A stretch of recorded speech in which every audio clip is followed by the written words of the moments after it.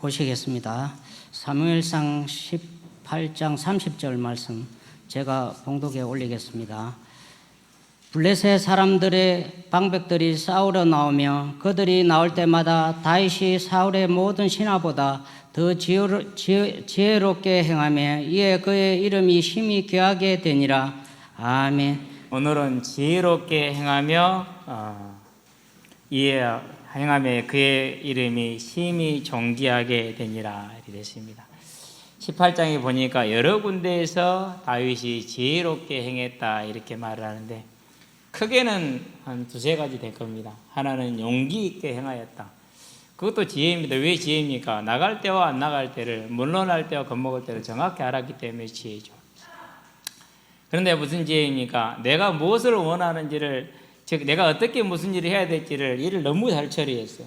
가장 어려운 게 농공행상입니다. 그 부분에 너무 일을 잘했거든요. 그러면서 이스라엘 백성들이 좋아해. 왜 좋아하느냐? 다윗이 와서 일을 처리하면은 모든 갈등의 문제가 온전히 처리됐기 때문에 되게 좋아하는 것이죠. 그래서 이제 지혜롭게 처리했다 이렇게 말을 합니다. 그러면 이 지혜가 뭐냐? 저는 이제 이 땅에 태어나서 살다 보니까 어느 날 내가 나를 알게 되더라고요. 어떻게 알게 되냐면 별로 똑똑하지가 않아요. 뭐 여러분 어떻게 이해하는지 모르겠지만 저는 저를 보니까 그렇게 뭐 똑똑하지가 않고 뛰어나지가 않아요. 그래서 많은 사람들이 말하는 뭐 이렇게 뭐 어려서부터 남달랐더라 택도 없는 소리 저한테는. 나는 어려서 남다르기는 그냥 항상 어떻게 살았느냐 바보처럼 산 거죠. 잘못게 자기가 똑똑한지 착각하고 사는 바보. 그걸 알게 되니까는요, 이런 걸 보게 되면은요, 이게 뭘까? 그러면서 또 이제 제일 이렇게 교회 와서 힘들었던 게 뭐냐면 그릇을 준비해라, 그릇을 넓혀라 그래요. 도대체 그럼 뭐 그릇은 무엇을 말하는 것인지, 어떻게 준비하면 어떻게 높이는 것인지 알 수가 없더라고요. 근데 그런데 성경을 자세하게 보니까 그런 걸 제가 생각을 하고 들을 때 어떻게 들었느냐 하면 세상에서 말하는 그 기준과 틀이 그대로 내게 전달이 된 거예요. 그러니까 나는 이미 내가 똑똑하지 않다는 걸 알고 있거든요. 나는 내가 보통 사람이라는 걸 알고 있거든요. 남과 다르지 않을 거라는 것도 알고 있거든요. 내 인생이 뭐 특별하게 다르지 않을 것도 알고 있고. 그런데 이제 그걸 성경에서 정확하게 말해주지 않을 때는 그런 부분이 많이 좀 답답했어요. 그런데 오늘 성경을 보니까 알겠어요. 그렇구나, 다윗이 그렇구나. 뭐 하나님을 믿는 믿음이 그를 가장 지혜롭게 했다라는 걸 저와 여러분들이 보기 바랍니다. 그래서 바울이 말합니다. 디모데에게 디모데후서 2장에 보니까 뭐라고 말하느냐? 너는 좋은 군사로 나와 함께 고난을 받으라 이렇게 얘기를 합니다. 그러면서 군사로 나선 자는 자기 일에 매이는 자가 없다. 하나님을 온전히 신뢰하는 거죠. 무엇을 먹을지 마실지 염려하지 않는다. 하나님의 군사로 부름받은 자는 마치 경기하는 자와 같아서 법대로 해야 된다. 질서에 순종해야 된다는 걸 말합니다. 하나님의 말씀, 하나님의 질서에 순종하는 걸 말하죠. 군사로 부름받은 자, 하나님의 좋은 일꾼은 뭐하는 사람이냐? 농부와 같이 인내하는 사람인데 이렇게 말합니다. 그렇게 될 때 하나님께서 너에게 범사에 뭘 주시리라? 총명을 주시리라. 타고난 머리가 아니야. 뛰어난 머리가 아니야. 뛰어난 재능이 아니야. 하나님을 경외하며 섬기는 것이 범사에 총명을 얻는 길이다. 과연 그러하죠. 모든 사람들이 골리앗을 보고 두려워 떨었어요. 그러나 하나님으로 아는 자는 저것이 뭔디? 이렇게 나오는 거죠. 그걸 지혜라고 그래. 그래서 용기는 무모한 것이 아니고 용기는 여호와를 알 때 지혜로운 것이 되는 것입니다. 그런데 이 지혜로운 바울이 디모데에게 그 말했던 본인이 그렇게 살았지 않습니까? 그래서 뭐합니까? 가장 지혜로운 사람이 되죠. 어떻게 지혜로운 사람이 돼요? 하나님의 말씀을 남겨주는, 즉 바울을 통해서 하나님의 말씀을 전달해주는 통로가 됐죠. 그것이 오늘날까지 저와 여러분은 뭐가 됐어요? 길을 열어주고 길을 예비하잖아요.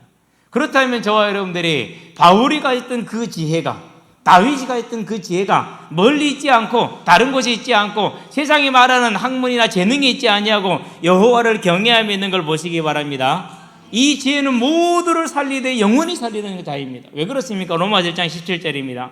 복음에는 하나님의 의가 나타나서 믿음으로 믿음에 이르게 하나니 그렇게 기록된 바 오직 의인은 믿음으로 살리라. 이 말씀이 무슨 말씀입니까? 이 말씀이 1300년에 타락한 그 교회를 개혁시키는 말씀이 됐어요. 오직 의인은 믿음으로 살리라. 이 말씀 한 구절이 무슨 말입니까? 하나님을 경외하는 자를 통해서 전달되어진 그 말씀 하나가 1300년 타락했던 어두운 시대의 어두운 교회를 깨어나는 길이 되었고, 본인만 살 뿐이 아니라 영원히 살리고 저와 여러분을 살리고 가는 길이라는 사실이죠. 그래서 지혜라는 것은, 여호와의 지혜라는 건 생명을 주는 지혜, 저와 여러분들이 이 지혜에 서 있고 앞으로 오는 세대 또한 이 지혜에 설 것을 보면서 하나님의 지혜를 사모하시게 되길 바랍니다. 그와 같이 다윗이 범사에 지혜로울 수 있었던 건 뭐한 것입니까? 여호와 하나님을 사랑하는 것이죠.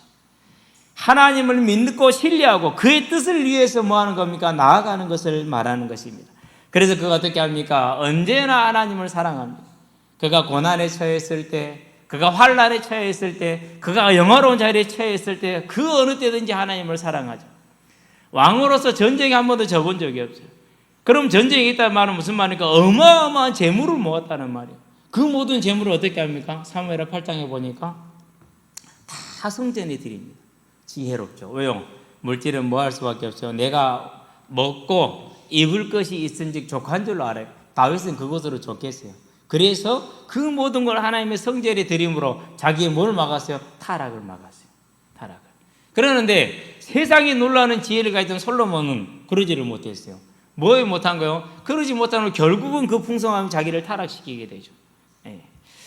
어떻게 합니까? 언제나 바른 길을 갔어요. 왜 바른 길을 가집니까? 하나님을 신뢰하기 때문에 방법을 쓰지 않아도 돼요. 하나님을 신뢰하기 때문에. 그래서 사울 왕이 어떻게 자기를 처리하려 하든지 간에 그를 끝까지 뭐로 섬겼어요? 왕으로 섬겼어요. 사울 왕이 죽었음을 이방인이 전달을 하죠. 그런데 거짓말로 전달해서 내용을 바꿔가지고. 그랬을 때 다윗이 어떻게 합니까? 다윗이 고구를 하죠. 그거 봐라, 너 잘 죽었다. 루터처럼 그런 게 아니고 고구를 했어요. 루터는 그랬거든요. 근데 다윗은 그러지 않았어요. 그러면서 그 소식을 가져온 자에게 뭔가 벌을 내렸어요. 네가 어찌 왕을 그렇게 경히 대하여 이러면서. 자기는 상을 받으려 생각했던 것인데 얼마나 성실했습니까? 사회적으로, 가정적으로. 사회가 그러니까 가정은 당연히 그러겠죠. 오늘날도 이상할 것이 하나도 없어. 왜 이상할 것이 없느냐 하면은요, 아침에 이제 우리가 이제 우즈베키스탄하고 축구에서 졌잖아요. 그래서 우즈베키스탄을 보려고 이제 키르기스탄 보고 타지키스탄을 봤기 때문에 우즈베키스탄을 보려고 이제 폈는데 아프가니스탄이 나오더라고요. 그래서 아프가니스탄부터 봤어요. 봤는데 지금도 명예살인이 그대로 인정이 되니까 가족 안에서 우상을 섬기게 되면, 곧 배교를 하게 되면은 죽이잖아요. 그렇죠. 그게 시족 안에 강한 틀이란 말이에요. 정부가 있지만 정부보다 강한 게 뭐냐? 부족장이 훨씬 힘이 강해요. 그럴 수밖에 없어요. 그럴 수밖에. 그래서 이 땅은 거의 국가라는 걸 개념을 이제 뭐 조금 이제 중앙아시아와 다르긴 하지만은 중동 쪽에 속하기 때문에요. 마찬가지로 사회가 그러니까 가정이 어쩔 수가 없는 거예요. 사회가 그러니까.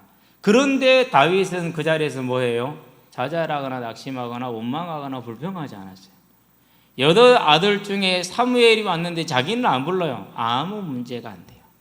그게 그의 삶의 성실을 말해주는, 몇 안 되는 양을 치되 그렇게 차별을 받으면서도 고운명화도 사자가도 생명을 바쳐서 싸워요. 다른 모습이죠. 그렇죠. 우리 같으면 에이 얘는 난 모르고 잡아가든지 말든지 난 몰라 안 해 이럴 건데 그러지 않았어요. 그래도 성실하고 그래도 충직하게 일을 했던 거죠. 왜요? 하나님을 아는 자기 때문에, 하나님을 신뢰하는 자이기 때문에. 그러면서 사울이 일을 시켜보니까 일을 너무 잘한단 말이에요. 적절하게 일을 잘해. 사람들이 너무 기뻐하는 것이 그렇죠. 자, 이러한 다윗을 향해서 사울이 뭐라고 하나님이 뭐라고 말합니까? 지혜롭다. 그렇게 말합니다. 그런 가정 속에서도 부모를 존경하고, 또 나중에 사울이 자기를 죽이려고 많은 예를 써 18장에 보면 나오죠. 이제 끊임없이 죽이려고 애를 씁니다. 그럼에도 불구하고 왕을 인정합니다.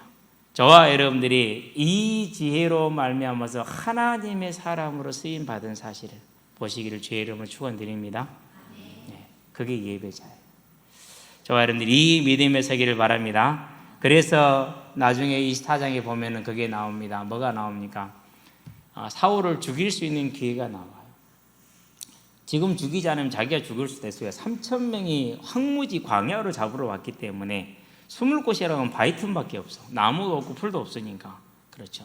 그런데도 뭐예요? 죽이질 않아요. 여호와의 기름 부음 받은 자를 내가 어찌, 그 말은 무슨 말입니까? 내가 어찌 하나님을 대적하겠냐 이 말이지. 하지 않습니다. 그러고 뭐합니까? 조용히 옷자락을 뱉는데 그 옷자락 뱉은 것도 뭐예요? 그걸 양심이 찔려 해요. 하나님의 사람이죠. 저와 여러분들이 하나님을 경외함으로 그의 언약에 온전히 소망과 소명을 두고 충실하여서 이 지혜를 얻으시게 되길 바랍니다. 첫 번째입니다. 지혜로운 다윗입니다. 17장 55절에 보니까 다윗이 골리앗을 향해서 블레셋 진영을 향해서 나아가죠. 그것을 보고 금방 사울왕이 야 그럼 내 가문 입어봐. 입혔어요. 근데 안 맞잖아요. 내 칼 줄게. 그건 너무 커. 얘는 소년이고 어른이 것이니까. 그러니까 불편함으로 벗어서 이건 내게 안 맞습니다를 벗어서 주고 그러고 제가 그냥 가겠습니다. 갔단 말이에요. 그러는데 갈지를 몰랐어요. 진짜 갔단 말이에요. 사울이 얼마나 놀랐느냐. 저 아이가 누군지 잊어버릴 만큼 놀랐어요. 아직까지 그렇게 놀려본 적이 없어요. 저도. 그런데요.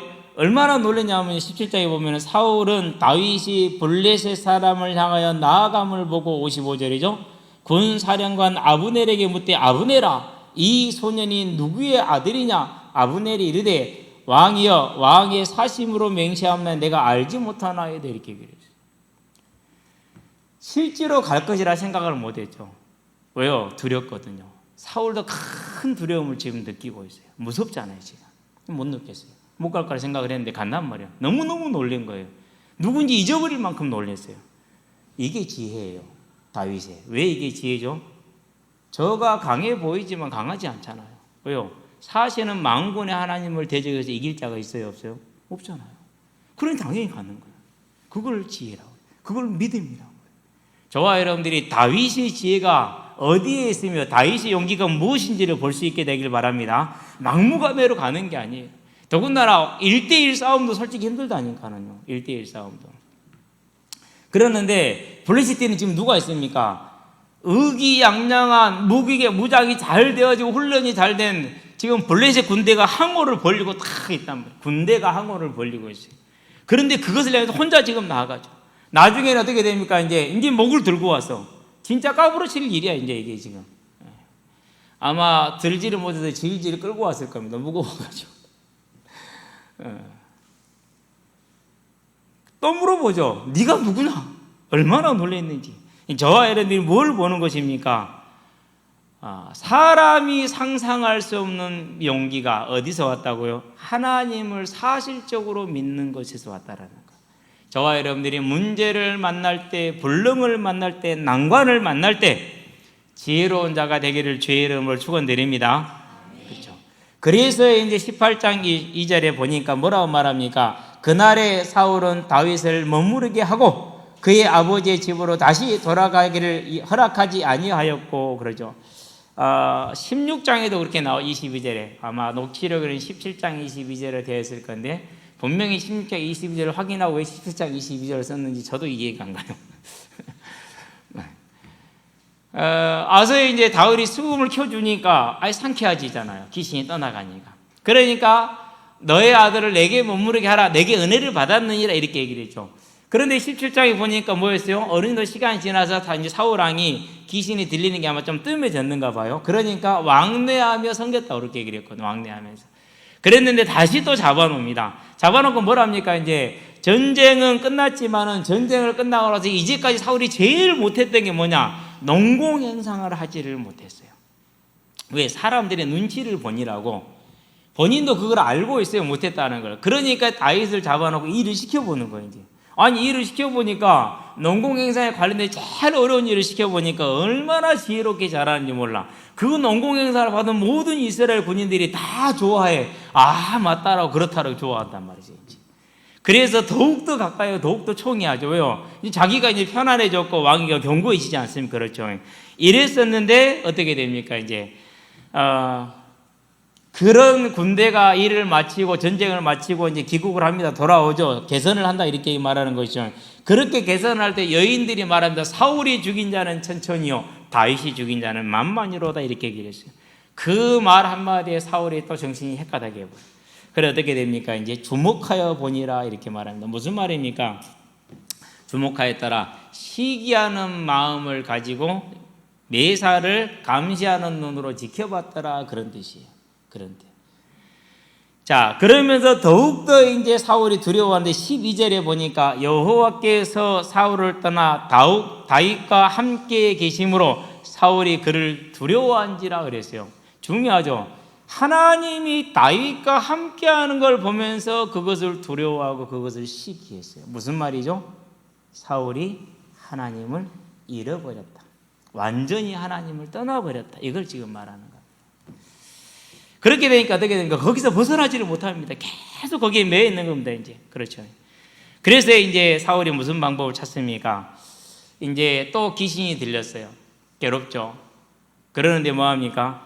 그 귀신이 들려도 한 가지는 정신이 또렷해요. 뭐가 또렷하죠? 하나님의 사람 다윗을 죽여야겠다. 그것은 또렷해요. 그것은. 그래서 다윗을 향해서 창을 던지죠.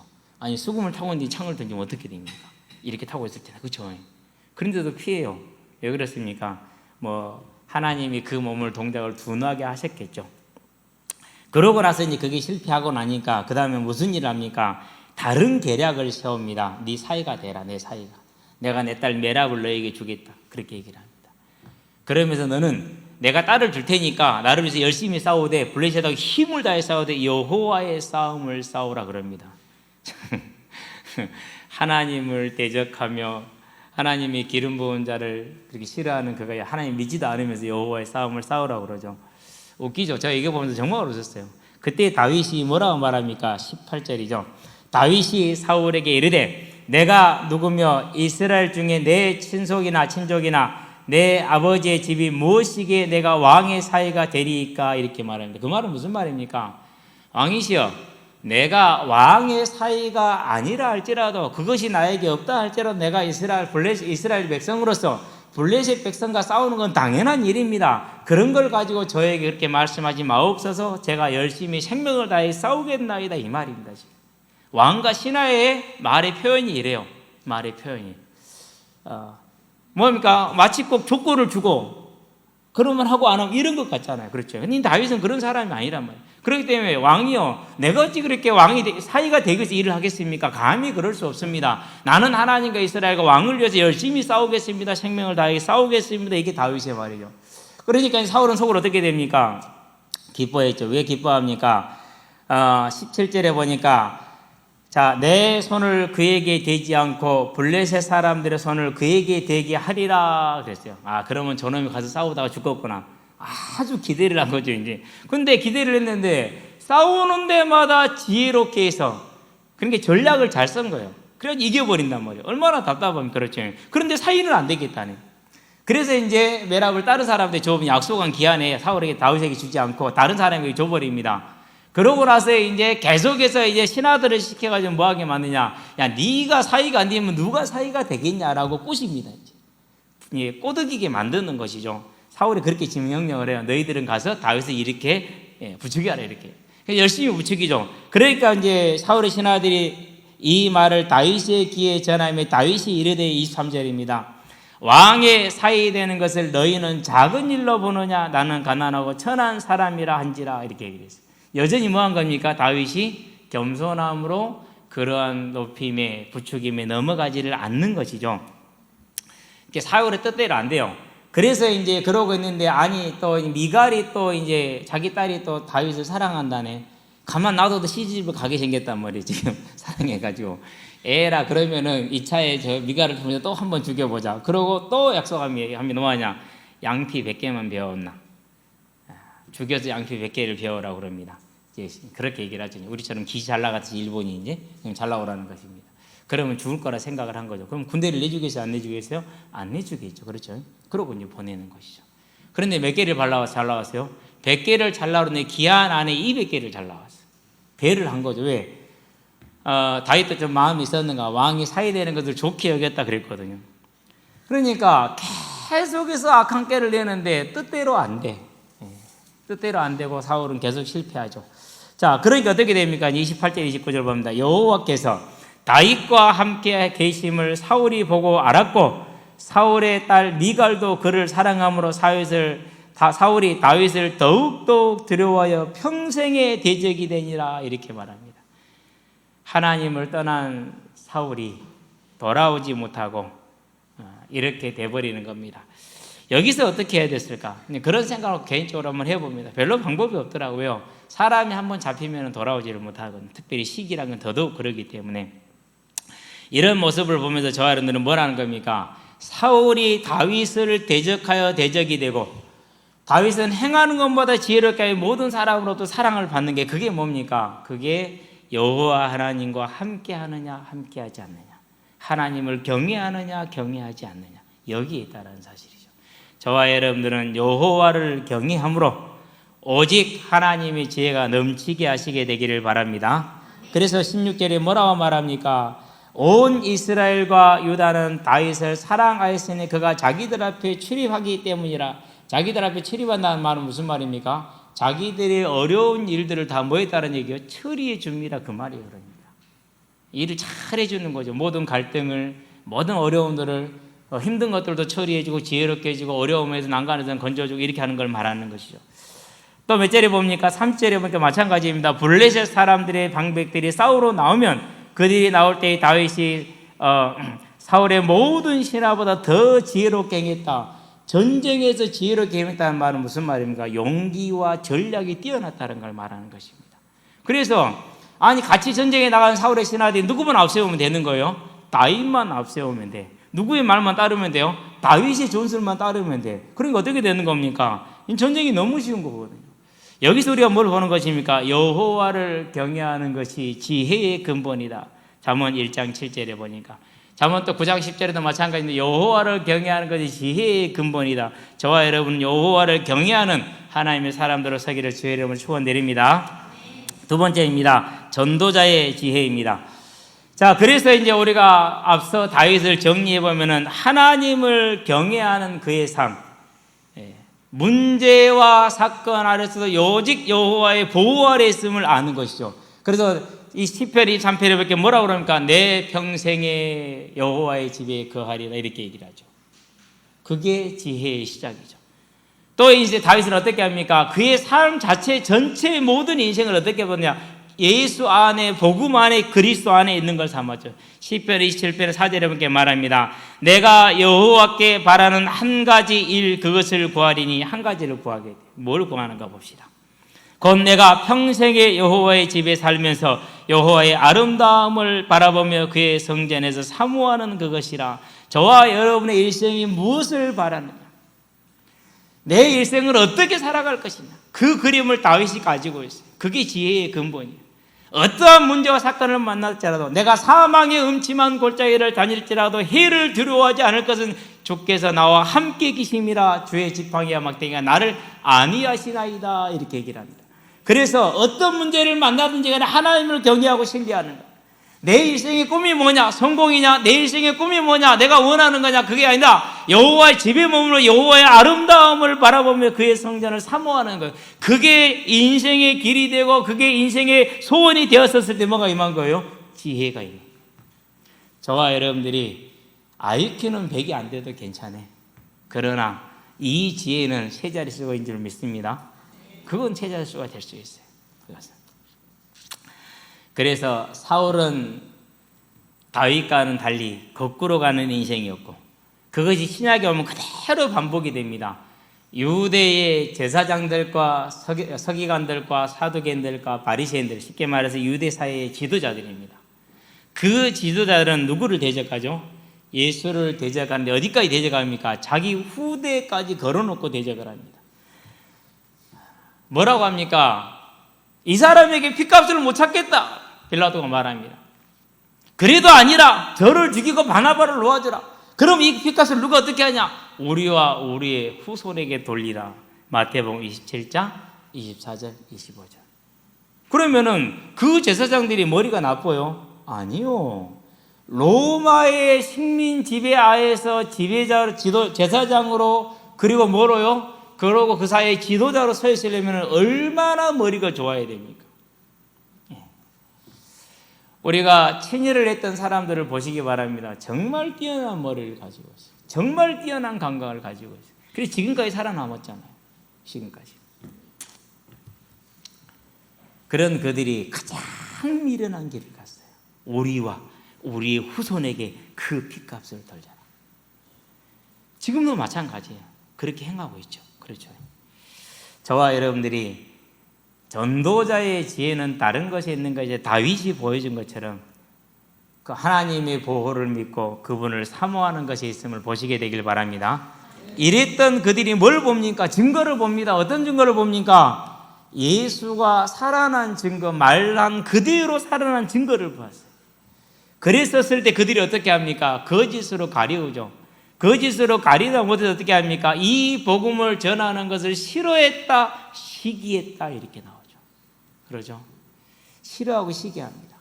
그래서 초대교회를 핍박하고 초대교회를 환난 가운데 빠뜨리죠.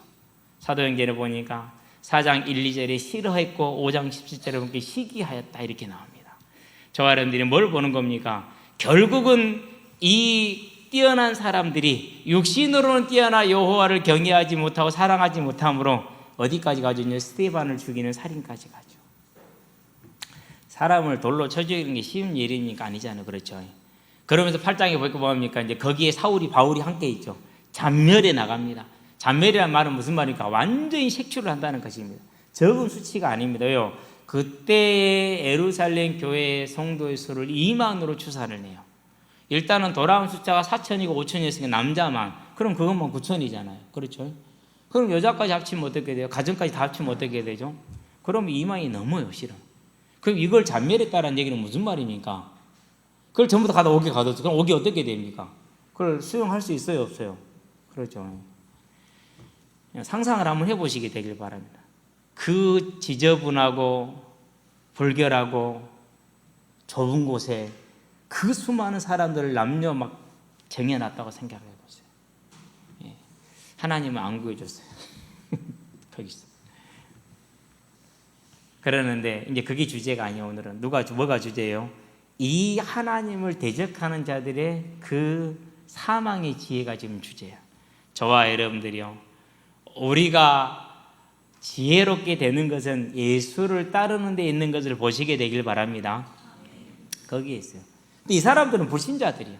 그러니까 이제 논외로 치도록 합시다. 사울과 다윗 다 이스라엘에 구원받은 자들이잖아요. 그렇죠? 그러면 이제 우리 구원받은 자로 돌아와야 되잖아요. 구원받은 자로. 자, 구원받은 자로서 돌아오면 누구를 볼 수 있습니까? 다른 것은 모르겠고 성경만 가지고 얘기를 할게요. 일단은 바나바를 보겠습니다. 바나바는요, 갈라디아서 2장 9절에 보니까 교회의 대들보로 여기는 야고보와 요한과 베드로가 함께 인사를 나누는 자다 그랬어요. 무슨 말이죠? 급이 같다는 소리예요. 교회의 대들보라는 말이에요.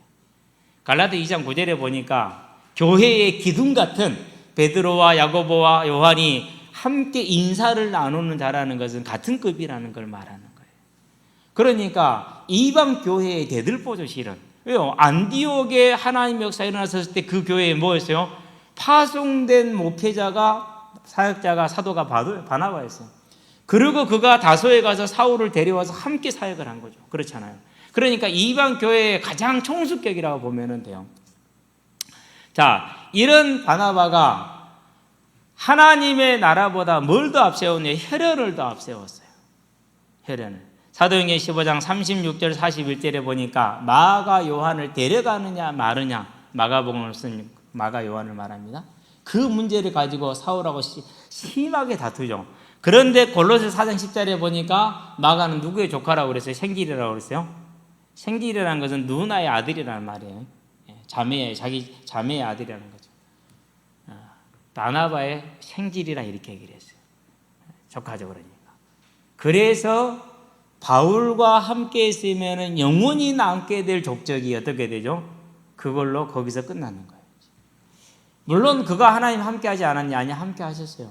그가 가는 길에 복음이 증거되지 않아요? 물론 증거됐어요. 그렇죠. 그런데 뭐가 된 거예요? 스스로 좁아져 버린 거예요. 뭘 못 깬 거죠? 일가 친척이라는 틀을 깨지를 못한 거예요. 일가 친척이라는 틀을. 뭘 우선시하지 못한 것이죠? 전도와 선교의 무엇이 기준인지를 정확하게 세우지를 않았어요. 그러고 인척에 매이고 친척에 매이고 이런 생각 속에 있었기 때문에 바울과 함께 할 수 있는 그 기회를 스스로가 잃어버린 것이죠. 왜요? 모든 성경이 신약 성경은 다 바울에 인해서 이루어지잖아요. 그렇죠? 그런 다음입니다. 베드로와 함께 한 일이긴 합니다. 이방 교회의 어떻게 보면 수장이잖아요. 자, 그러면 초대교회의 가장 중요한 애식이 뭐였다? 예배 행위가 뭐였다고요? 우리는 지금 이렇게 말씀을 듣는 걸 가장 중요시 여기죠. 근데 그때 당시에 이거보다 더 중요한 게 지금 천주교가 하고 있는 거예요. 뭐가 더 중요했죠? 성찬이 더 중요했어요. 그게 핵심이었어요. 그게 가장 큰 핵심.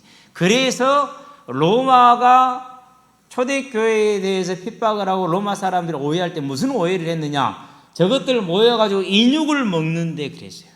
왜요? 내 살과 내 피라고 그랬거든요. 그러니까 사람을 잡으면 이렇게 소문이 났다니까요. 그게 예배의 가장 큰 행위였어요. 자, 그러면은 이방인에 수장된 사람이 이방인과 함께 먹을 수 없어. 그러면 이방인으로 돌아온 사람들은 예배를 드릴 수 있어요, 없어요? 그렇게 되는 거예요. 교회의 작은 문제가 아니에요. 얼마나 큰 문제가 되었겠어요. 그렇죠. 정말 큰 문제. 근데 이 문제에 누가 됐다고요? 장본인이 되어버렸어요. 뭐예요? 그 외식에 물들음으로 인해서. 그 외식에. 그래서 바울이 그것을 치유하러 다니는데 얼마나 많은 에너지를 썼는지 몰라요. 얼마나 많은 에너지를. 그래서 갈라디아 2장에서 그렇게 말하지 않습니까? 11절이 11절에. 그럴 수밖에 없었어요. 그렇게 교회에다 큰 충격을 줬거든요. 물론 그렇다고 해서 바나바가 모든 걸 틀린 건 아니에요. 많은 헌신과 희생이 있었어요. 그러나 결정적인 흠을 만들어 놓고 간 것이죠. 뭘 말하는 겁니까? 그러면 왜 바나바가 이렇게 행했을까요? 저는 그것을 봤어요. 뭘 봤느냐면, 아니 제 차례가 아닌데 강의로 오라고 그래요. 저는 감옥도 아니고 내 차례는 내가 왜 갑니까? 그러니까 올 사람이 없다 그러는 거예요. 왜 올 사람이 없습니까? 세고 생게 강사들인데 나락방에 얼마나 빚가번창 강사들이 많습니까? 나는 못 간다 그랬어요. 그건 내 감옥 때문에 내가 왜 가냐? 준비도 안 했는데 2달도 안 남았는데 연락이 오면 솔직히 강의라는 게 그렇거든요. 더군다나 제가 제일 못하는 게 역사잖아요. 역사. 종교계획사를 하라는 거예요. 왜 그러냐 물어봤더니 오는 사람한테 왜 안 오냐 그랬더니 황모 목사님이 너희들 그거 가면 다 잘라본다 그랬대요. 앞으로 이제 다락방 자리 없다 이렇게 한 거예요. 그러니까 우리 정 무슨 뭐 중직자 편지에 그 컬럼 쓰신 분 계신 그 목사님부터 시작을 해가지고 7분이 안 갚은 거야. 7분이. 그래가지고 저 같은 이제 강사를 이름도 없는 강사를 부른 거죠. 이제. 더구나 내가 못 간다 그래서 나는 유 목사님이 쓰는 단어를 못 쓰기 때문에 내가 모르고 내가 이해가 안 돼 나는 못 가겠다 그랬거든요. 그래도 와야 된다. 어쩔 수 없이 2달 만에 종교 계획사를 준비해가지고 가는데 진짜 이렇게 막 알러지 생길 정도로 그렇게 준비해가지고 얼마나 힘들었냐. 2달 동안 서서 살았다고 생각하시면 돼요. 2달 동안 서서 공부를 했거든요. 그렇지 않으면 안 됐기 때문에 서서 하는 게 제일. 그러니까 그렇게 하고 이제 강의를 끝내고 나니까 아이고 살겠더라고요. 강의 끝내고 와가지고 새우를 먹었잖아요. 아무렇지도 않대. 강의 준비할 새우 먹고 난리 나고 새우 2번이나 병원에 갔다니까. 한 번은 생새우였고 2번째 익힌 새우였어요. 2번째 의사 선생님 하는 말이 그래요. 아니 선생님 익힌 새우는 새우가 아닙니까? 그렇죠. 흰 머리도 머리고 검은 머리도 머리죠. 할 말이 없더라고요. 나한테 한심한 듯이 또 왔네요. 예, 이번에 익혀서 괜찮을 줄 알았네요. 선생님 익힌 새우는 새우가 아닙니까? 그러더라고요. 완전 바보 됐다니까요. 근데 그분은 사람병원 그 응급실 의사는 되게 좀 신경질적이에요. 제가 이제 몇 번 봤거든요. 얘들 데리고 가지고 보면 되게 신경질적이에요. 보면은. 근데 뭐 그럴만해요. 뭐 밤새도 일하니까 얼마나 그러겠습니까? 그렇죠. 그걸 보면서 느낀 게 그래요. 어느덧 우리도 이렇게 됐구나. 어느덧. 아니 그건 뭐 잘리면 어떻습니까? 잘리면 뭐 별거 있습니까? 근데 커요. 왜? 이게 강의료라는 게 작지 않거든요. 여러분은 그 맛을 모르실지 몰라요. 청소년 신학원에서는 한 주 강의하면은 7만 원이에요. 그러는데 일반 신학원은 1시간이 20만 원이에요.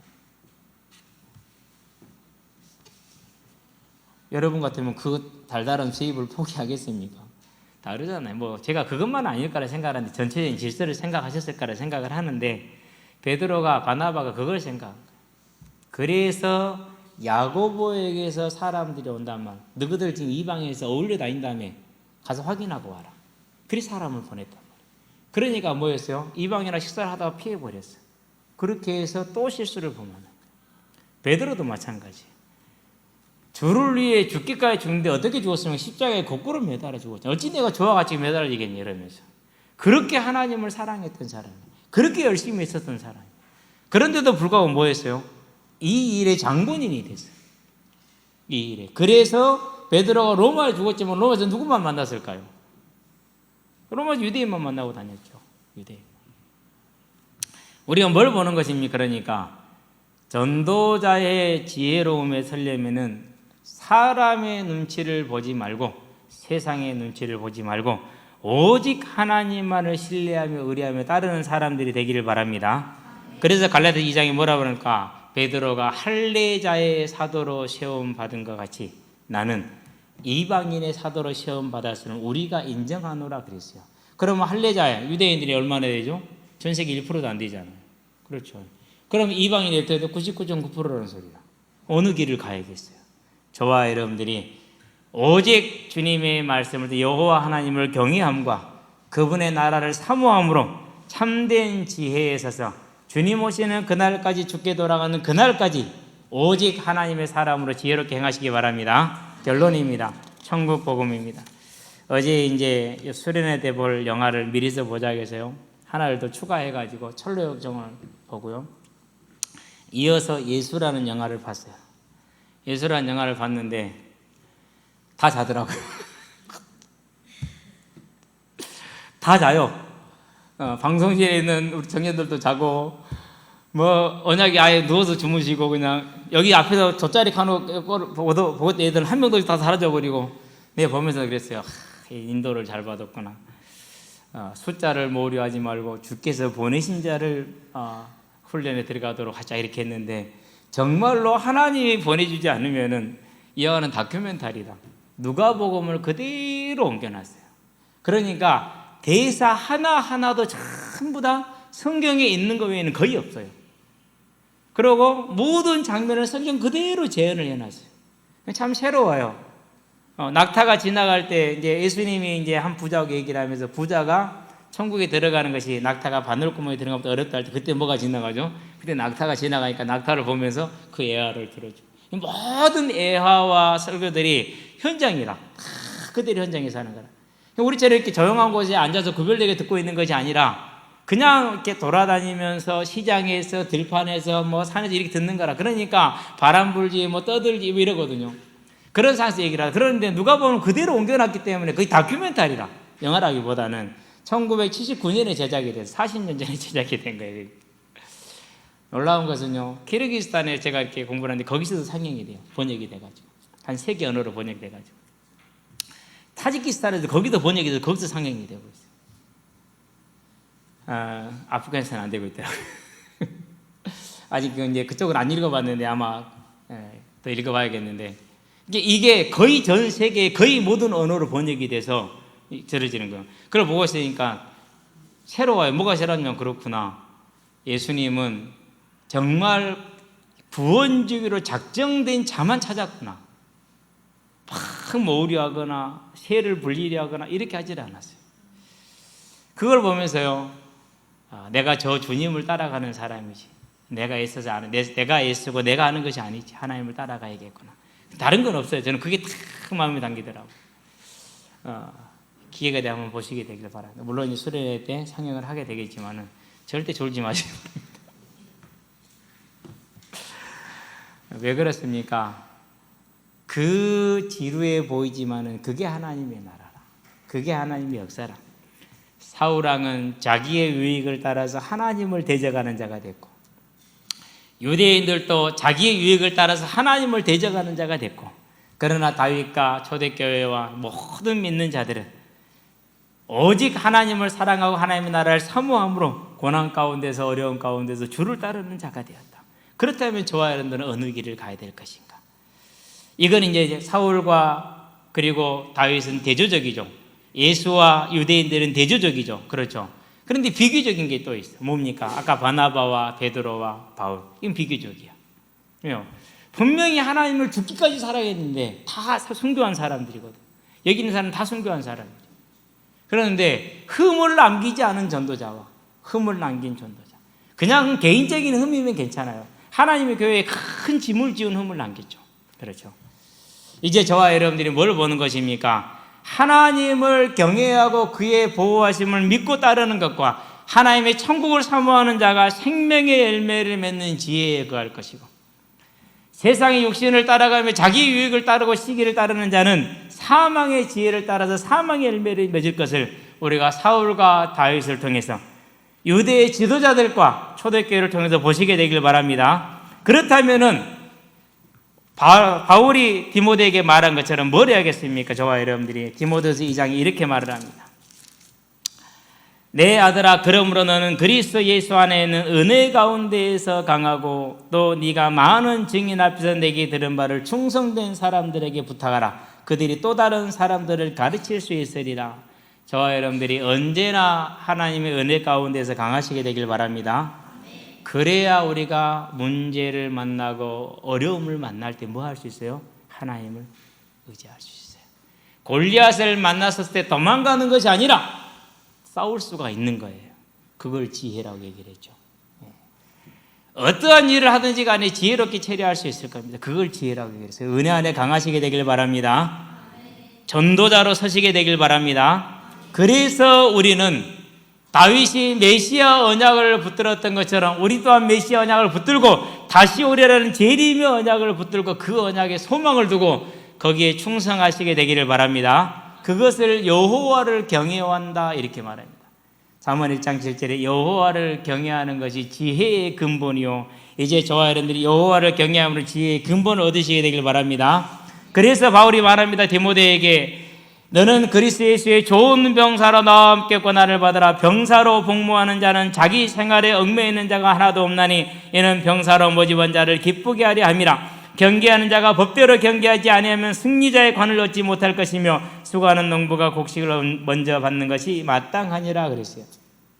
이 모든 것이 언제 가능하다는 소리입니까? 그리스도 예수 안에는 은혜 안에 강하고 복음을 전하되 제자를 찾아는 일에 우리의 모든 것을 쏟을 때 가능하다는 것입니다. 이렇게 가는 것에 내가 말하는 것을 생각해 보라, 명심하라, 기억해라, 그대로 행해라, 그런 것입니다.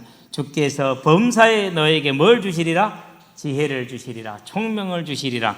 이제 저와 여러분들이 그리스도 예수 안에는 은혜 안에 강하고 오직 다시 오려는 이 언약을 마음에 담고 그 언약을 중심으로 복음을 전하는 전도자 삶을 온전히 드림으로 하나님의 총명이 충만히 임하여서 모든 일에 지혜롭게 행하되 하나님의 교회를 세우고 다시 오려는 재림 언약을 이루는 주역들로 서기를 주의 이름으로 축원드립니다. 기도하겠습니다. 살아계신 아버지 하나님,